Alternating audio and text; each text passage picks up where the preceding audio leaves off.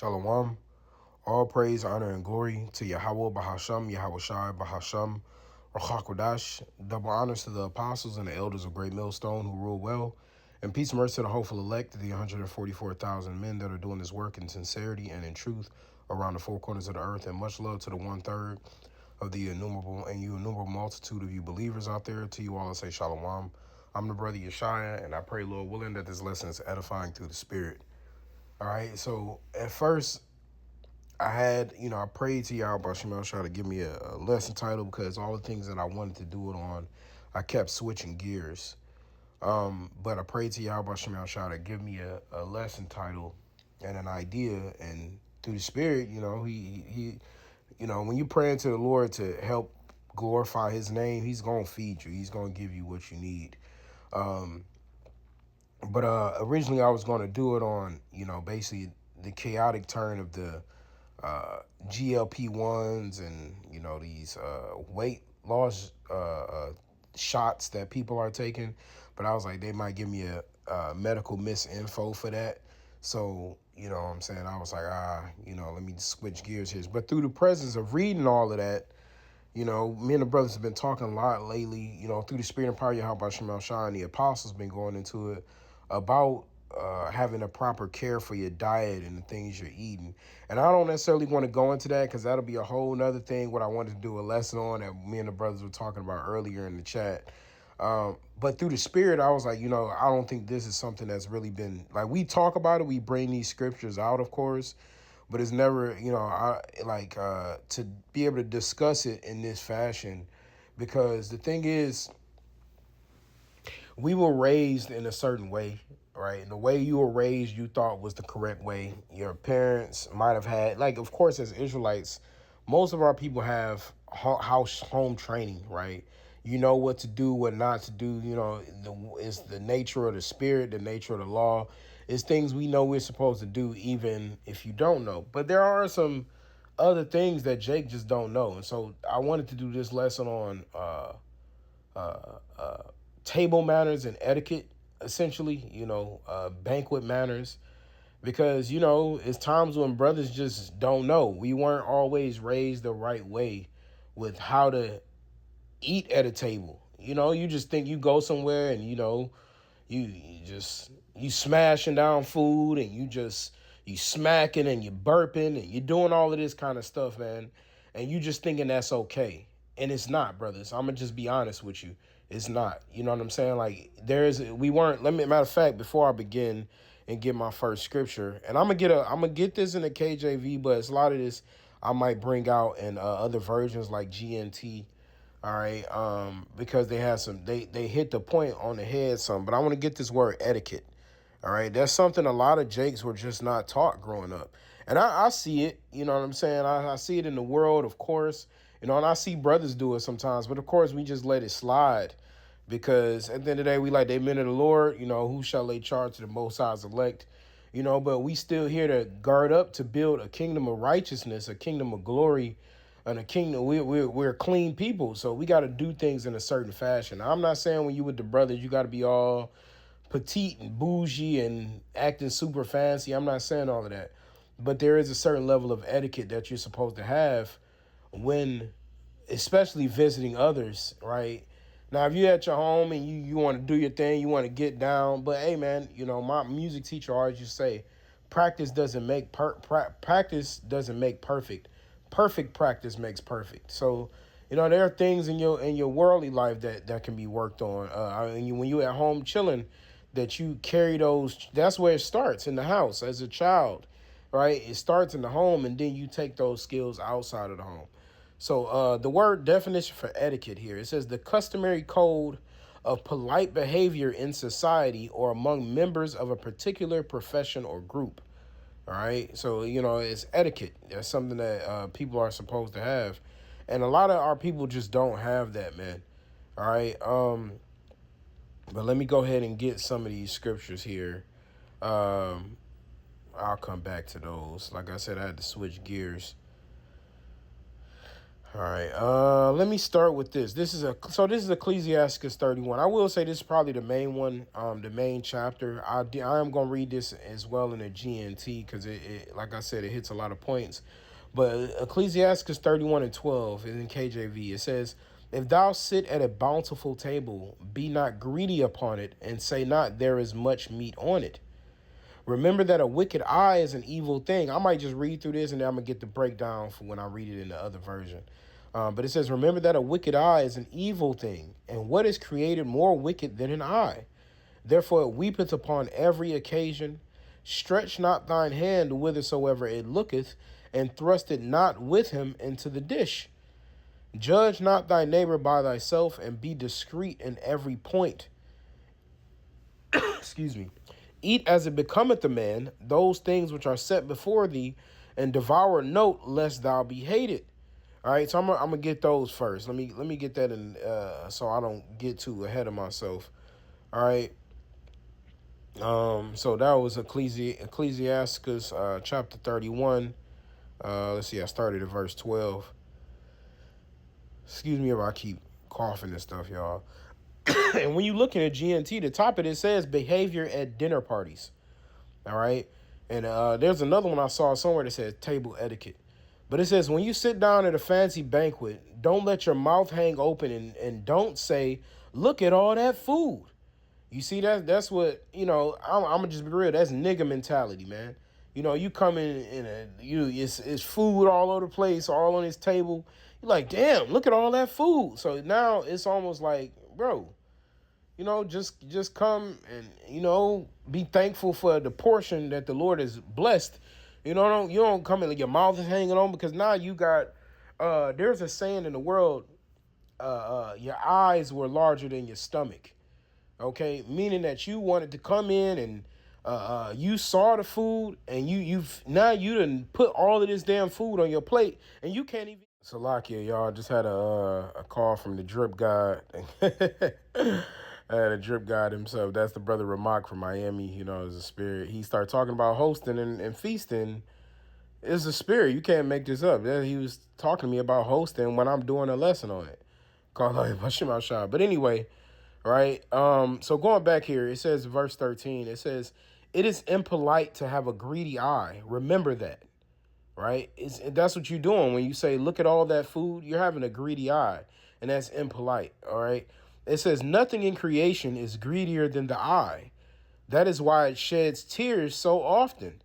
You see that? So your eye wants whatever it can get its hands on. That's why if it's not dealt with righteousness, it can destroy things, right? What's greater in the eye? Oh, you see something, you want it. It don't matter if that's shoes, or if it's a certain food, or shit. Even that's why even while we got to walk with wisdom, even dealing with women, right? A woman be the most beautiful woman you ever saw in your life, but she might have a husband, but you want her, but you gotta, you know what I'm saying? You gotta, the eye, man, right? It says the heart is desperately wicked, but that's your mind, and the eye, shit, right there connected to it. They all work through the mind, man. So your eye is greed. That's why it said it talks about Esau. It said his eyes are set out with fatness. He had more than he has more than he can bear, essentially. So you got to be careful about when you see things at somebody's house or something, and you just want it. Okay, it says don't reach out for everything you see, and don't elbow people out of the way to get at the food. You see, motherfuckers, that's what Jay could do. You go to barbecues and shit, man. Go to around. Brothers don't be like this. You know what I'm saying? Brothers be, no, brother, you go ahead. Brothers be mad respectful to each other. But when you go around 2/3, man, or at a like a company picnic or some shit, motherfuckers be bumping you out the way, or "I was here first," and just, I want the last piece, and I want the last slice, and that's how people in the world do. So, but the Lord is showing us how to rule as kings, y'all. So ruling as kings come with more than just judgment. Ruling as king comes more than just telling somebody what to do, where to go, how to do it, how to have servants, right? Kings of I always mention, me and the brother Baar, we always like watching those period pieces of ancient customs of rulers and kings and things like that. And they all had court, they all had times for feasts, and they all dealt with etiquette and respect in those moments, right? You gotta even eat as a king, right? It says, be considerate of the other people at the table and treat them the way you want to be treated. When you get your food, eat it like a human being, right? So when you treat other people at the table like you want to be treated. So if you want something, hey brother, can you pass that to me? Because and then the brother pass it to you. You don't want somebody, and then that's another thing. This I don't think this says it, but reaching over somebody's food, they say that. No, my mom always said, don't be reaching over they plate because you reaching over somebody's food, whatever is on your arm or food. Salaki, the brother called me back again. That's a beautiful brother. The brother remind, oh, he's trying to look out for me, man. But anyway, it said, don't reach out for everything you see and don't elbow people out of the way of the food to get at the food. Be considerate of other people at the table and treat them the way you want to be treated. Hey, people say that in the world all the time. Treat people how you want to be treated, right? Of course, we know when it's on the highways, we got to condemn people and, let them know the judgment of the Lord. But ultimately, even when we out there telling people to repent, that's how we want to be treated. If we doing something wrong, we want people to tell us to get right with the Most High. But since we're already doing that, that's how we're able to do this. And right, that's why the scriptures also talk about keep thine eye single. Because when it says it can be greater than anything, our eye is focused on the kingdom. Our eye is focused on Yahweh Bashem Al Shai. So we only want more and more of righteousness. Okay? It says when you get your food, eat it like a human being. Don't smack and slurp. Nobody can stand that. You see that? And now this I do know some brothers be doing, y'all. And I ain't trying to condemn you, you know what I'm saying? But this is a learning lesson, right? This is meant to help make you better. And, when I was younger, I used to do it too, right? Until somebody told me one time, like, don't be smacking while you eating.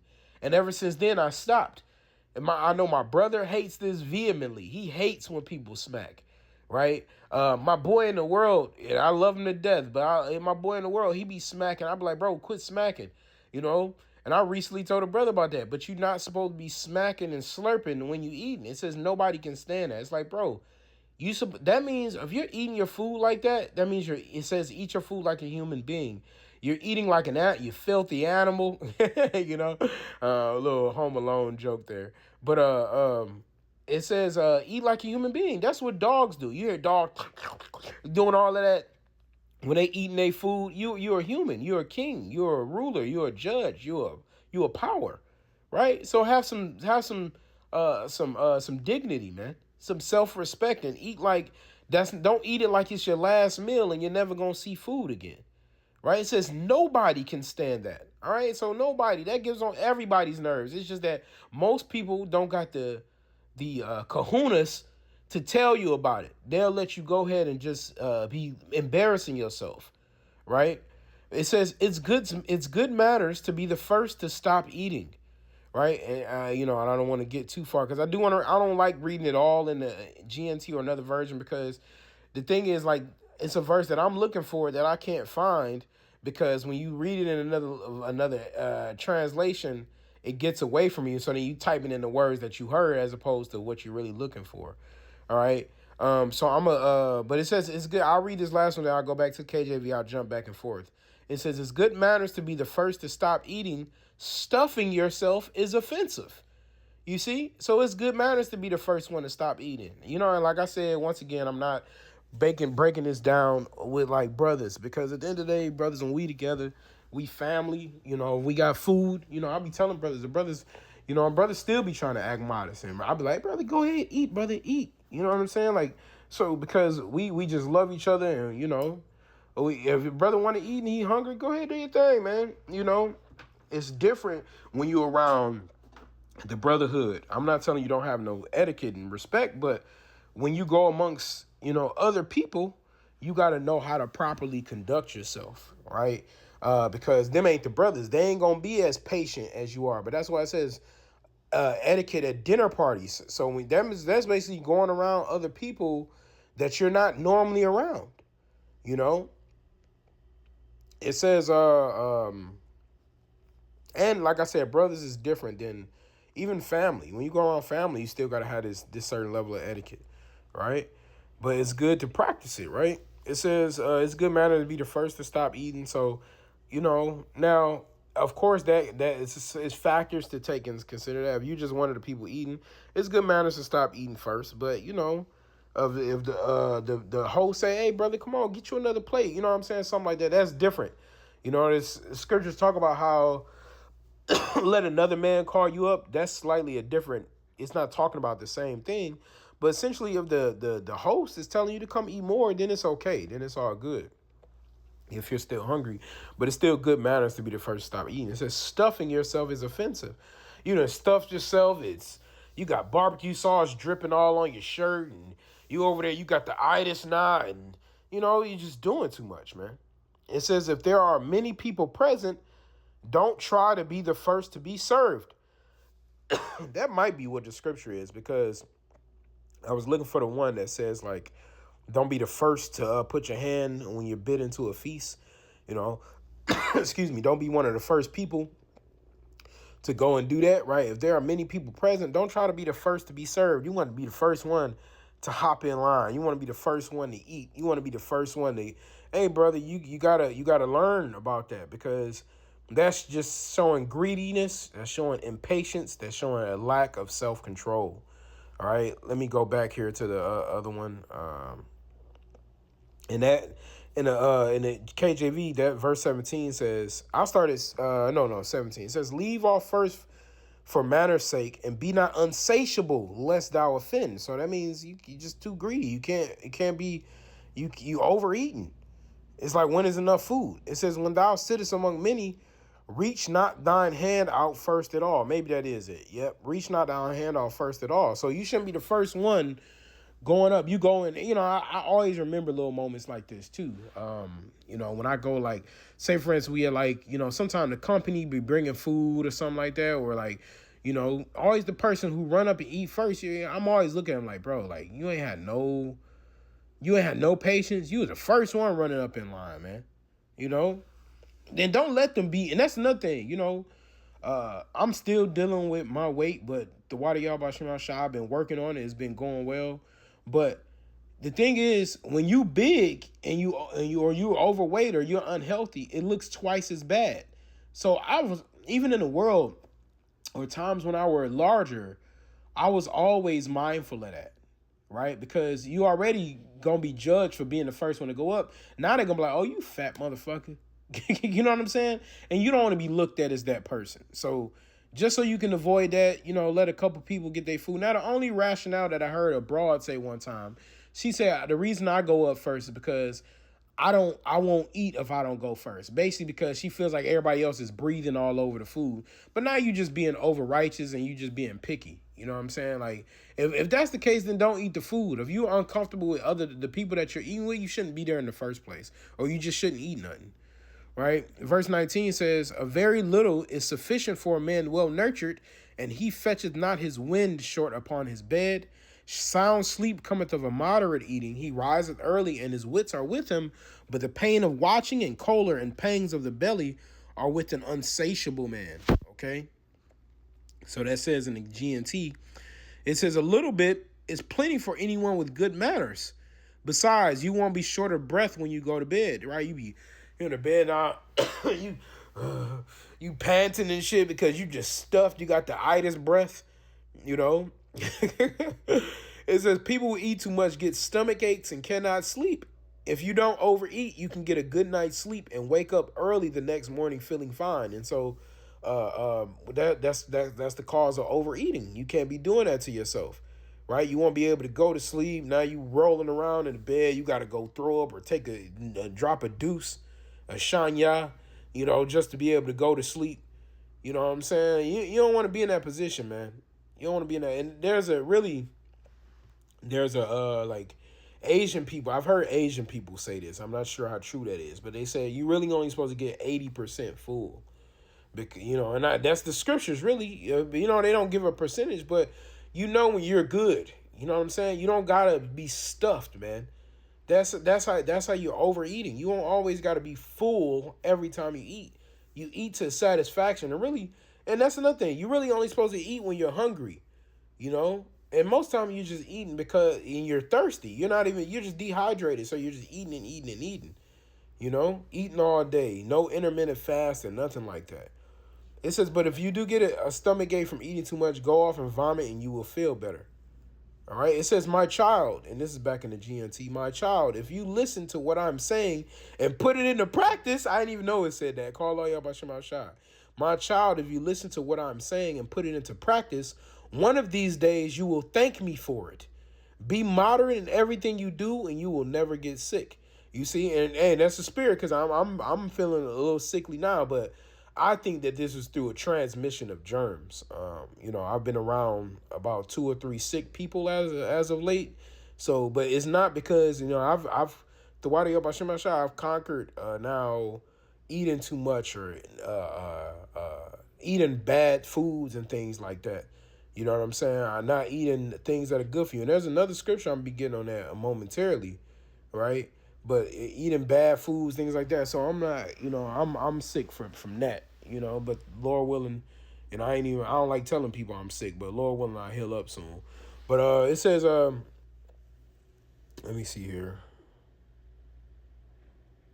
Oh, and I'm not gonna go into the next part of this chapter. It goes into basically talking about your drink. It gives us etiquette on about not drinking too much, right? And we know all that one too well. Brothers go into that all the time. You know what I'm saying?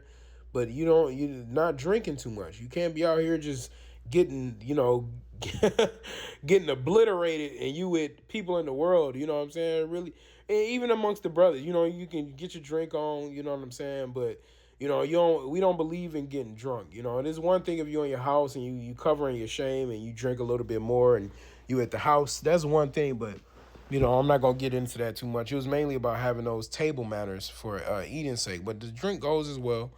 All right. Let me see here. This is the other. That was that other version. Man, the Lord cold though. See, our power is cold. The Bible even gives us. The Bible even gives us table temperance, table self control. What other book is telling you about how to conduct yourself at a table, how to conduct yourself at a feast?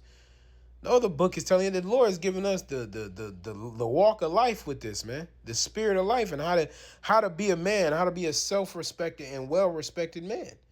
Okay, I'm gonna go over to Ecclesiastes 37 and 27. It says, and I did have this. Let me go ahead and get in the KJV just so I'm staying on point here. It says, Ecclesiastes 37 and 27. It says, my son, prove thy soul in thy life and see what is evil for it, and give not that unto it. For all things are not profitable for all men, neither hath every soul pleasure in everything. Be not unsatiable in any dainty thing. And Elder Apostle Paul was talking about, when you read Revelation 18, the dainties, right? The fried foods, the everything filled with batter. And, just a little piece of info right here. Esau is destroying with this food, y'all. Me and the brothers been talking about that lady. Food is there's one lady was in Aldi. Everything was bioengineered. You know what I'm saying? Like, so brothers, eat whole food. Stop eating out all the damn time. You'll save more money. You'll do better for your health. If you get olive oil single source, man. Try to get single, like España. It's straight from Spain. It got one country of origin, and eat fish, lamb, goat, turkey, chicken. You can eat eggs. You can eat cheese, salmon. Avocado. Certain things with less. Don't be carb loading, things like that. So, everything now that Esau is putting is bread and sugar and everything. And bread just turns to sugar in your body. It's bread and sugar and everything. They're destroying people, and I'm realizing it more and more. But it says, for excess of meats bringeth sickness. So you can't just be overeating meat. You got to have a balance. So when you can't just have all meat on your plate. Eat some meat, get some eggs, get a piece of watermelon. You know what I'm saying? Get an avocado, healthy fats. Things like that, man. I ain't telling you eat all fruits, because some fruits is GMO too. Some fruits got hella carbs in them. Some veggies got hella carbs in them. So just learn which ones work for you and work for your body. But just don't be eating all meat either. Meat is good. There's a lot of protein in it, but just don't be eating all meat. It says, because for excess of meats bringeth sickness, and surfeiting will turn into choler. By surfeiting have many perished, but he that taketh heed prolongeth. It says, my child, as you go through life, and this part says controlling your appetite. So even appetite control, the Lord teaches us. My child, as you go through life, keep your appetite under control. And see, I wish I knew what I know now as a child growing up. Right? I wish I knew that. But, like when we were young, and I'm not knocking my mother. She did what she could, and she didn't know no better, But they were feeding me all kinds of things that was through. Giving me hella carbs, hella pork chop, hella abomination, hella sugar, But excuse me, now as a man, I realize now what's good for me and what's bad for me. Hella fast food. Like I said, I'm not trying to knock my mother. She was, my stepfather, they were doing the best that they could for what they knew. They thought to give me food. There's a lot of good foods. They got carbs like pasta, pasta good as hell. But at the end of the day, it's hella carbs too. Think about all the foods you love. Most likely got a main part of carbs in them. Pasta, starches, right? Any type of sandwich or burger or hot dog. When you can make alternatives. So now what I use now is I just use lettuce for everything, basically. Like you can get romaine lettuce wraps. So if I want a burger, hey, you just use lettuce instead of the bun. You taste the meat, the flavor, the cheese. You taste all that much more anyway, right? Instead of you can make a lot of stuff. It's my tacos. Instead of using taco shells, you can do one or two things. You can make a lettuce wrap. I mean, you can use the romaine lettuce hearts, and you just put your it's shaped like a taco shell anyway. You put all your stuff in there that you was gonna make with the taco. You know what I'm saying? And it tastes just like it. And it tastes better. You got the crunch to it. It tastes good. And I ain't going to act like I don't like bread, but I realized that it was destroying me, Shit, you can do it with anything, but you can also use cheese. Like if you take some shredded cheese and put it on a skillet, you can actually fry it like to the point where it's like hardened, it's crispy like, and then it'll form. You form it into like a circle. And then you can make a taco shell out of that. So there are a lot of alternatives to just overloading. But keep a control of your appetite. Not eating all day. Not snacking all day. Give yourself an eating window, or eat less. Put yourself in a calorie deficit. All right. But it says keep your appetite under control and don't eat anything that is bad for you. Let me repeat that again. Don't eat anything that you know. Matter of fact, it says don't eat anything that you know is bad for you. You see that? So the thing is, we know things are bad for us, and we still eat them. Shit, I don't know more, but as a body, like brothers, McDonald's is human food. These fast food companies got hella chemicals in them. They're not even meat. Right? They're full of sugar, carbs, seed oils, all these things that are terrible for you. It's bad for you, but you still eat it because you think it tastes good. Brother, your food at home is going to taste much better. I guarantee you. It's just that we, with the commercials and they say we get like over 30,000 subliminals a day on things to buy. The spirit of the Lord has been able to break us mentally out of the matrix. So if we're able to do that with repentance and sin, a world full of sin, you're able to do that with anything else, including your food. It says don't eat anything that you know is bad for you. Now, I understand moderation too, right? So if you like, man, once a month, I want to get some fast food. I'm not telling you to do that. But if you do, I understand, right? You got one little cheat day or something like that. But even still, I man, some of that shit you just don't want to put into your body.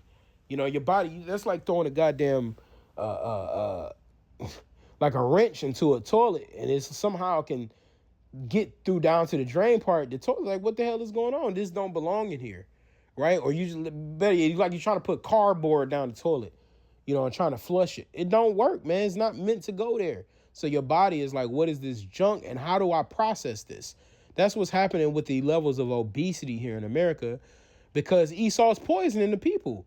I sent a quote to the brother earlier by Henry Kissinger. He said, he who controls the oil controls the world, and he who controls the food controls the people. You see now the goddamn Apple, Bill Gates got an apple with wax on it, got his own number and it starts with 4. You know what I'm saying? Like, hey, it says we gonna eat our bread defiled. I understand that, brothers, but you can still do the best that you can. And if your excuse is money, brother, buying food, I guarantee you got a local food store that's cheaper than and I'm not saying go to Walmart. You can go to Walmart. Like, I get everything.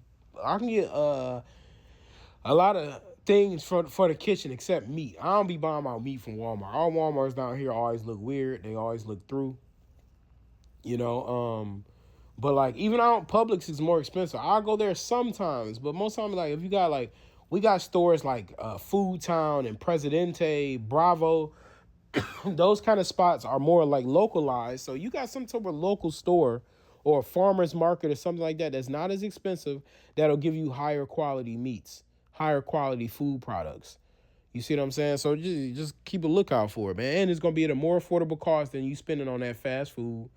I get it might not taste the same, but the more and more you do it, the better and better you're going to get at it too. That's another thing, being patient with yourself. If you got a woman, and she willing to cook for you, great. You know what I'm saying? If you trust her, great. But at the end of the day, every brother ain't like that. Most of us got to cook for ourselves. All right. But it says, all food doesn't agree with everyone, and everyone doesn't like the same kinds of food. Right. So that's where it says everything is not for every man. And that goes with all things.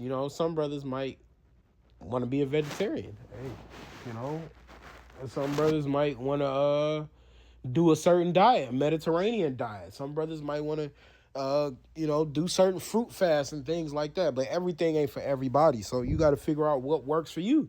It's different body types, So you got to find out what works for you, because what works. That's why all of this nonsense online, with everybody giving you the breakdown on what you should do for your body. Now, there are good tips, right? Eat less carbs, move more, right? Eat less during windows. Certain things like that are good tips for life. But to tell them what you should do for your body is different, because some brothers got to eat carbs if they want to put on weight. So everybody's different. So you got to keep testing the theory until you find out what works for you. Right. But it says, don't feel that you just have to have all sorts of fancy food, and don't be a glutton over any food. Right. So don't feel like everything that you got to eat got to be fancy. It don't. Brother, hamburger meat. You know what I'm saying? Shit. The spot that I go to they got buy one, get one hamburger meat.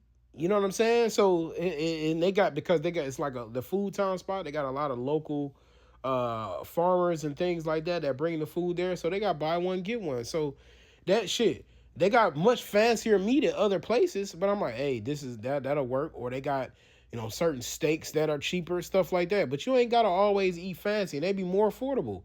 You ain't got to get top-notch fucking ribeye steak. I get ribeye too, but my ribeyes, they give me like 3 ribeyes for $15 to $20, as opposed to you going to a restaurant, you going to pay fucking $50 for that same steak for one.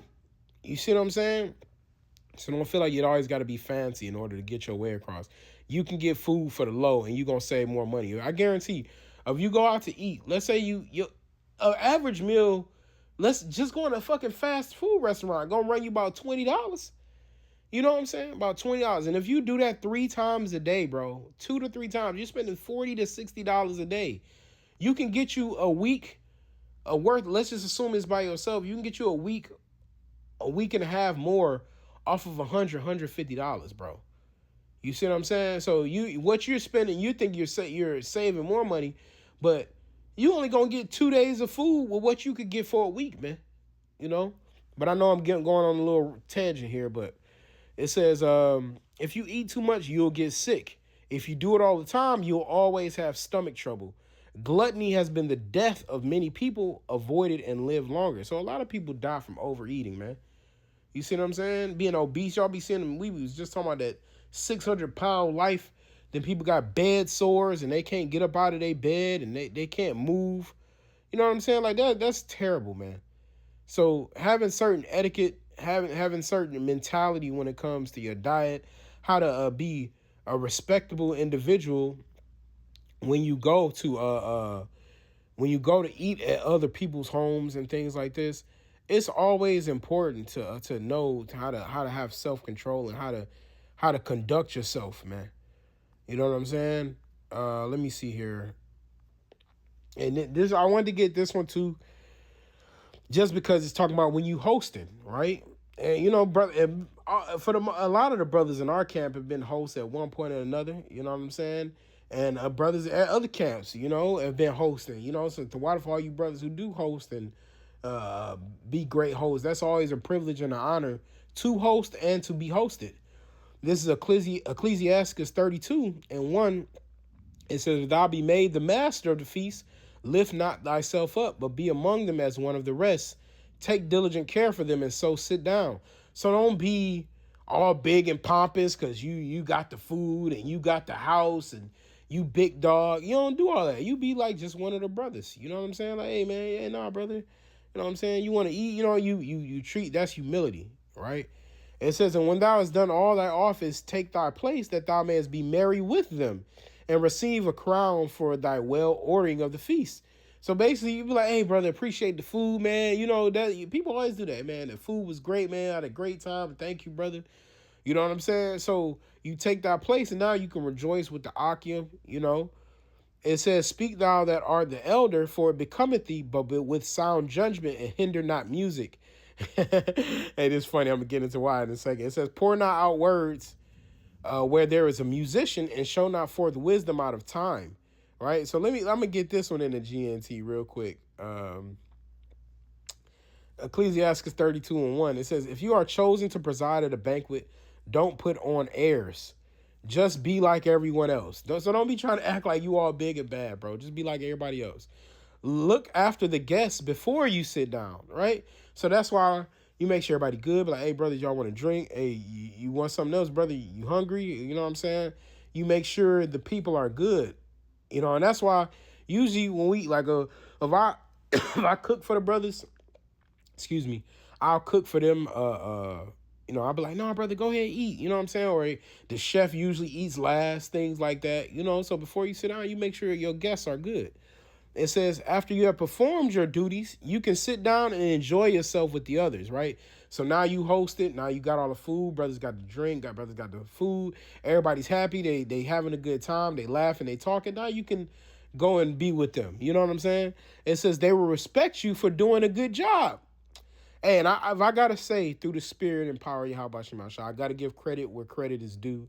Uh, um, we all, like I said, we've all in the camp had, for the most part, have had our times of hosting, right? But I got to give it to first I got to say Gabar and Quadash, you know, got to give respect where it's due, and then Gabar, you know, because they've over the years, the usually our time together, our fellowships, things like that, have been at their residence. And not trying to put their business on blast, but like I said, I'm giving credit where it's due. Them brothers have done a great job of hosting for years, you know. And you know, I'm thankful to those brothers. They always do such a magnificent job at looking out for the camp. You know, may the Lord bless them and their households, you know, them, their wives, their children, you know, and things like that. So I got to give respect where it's due, man.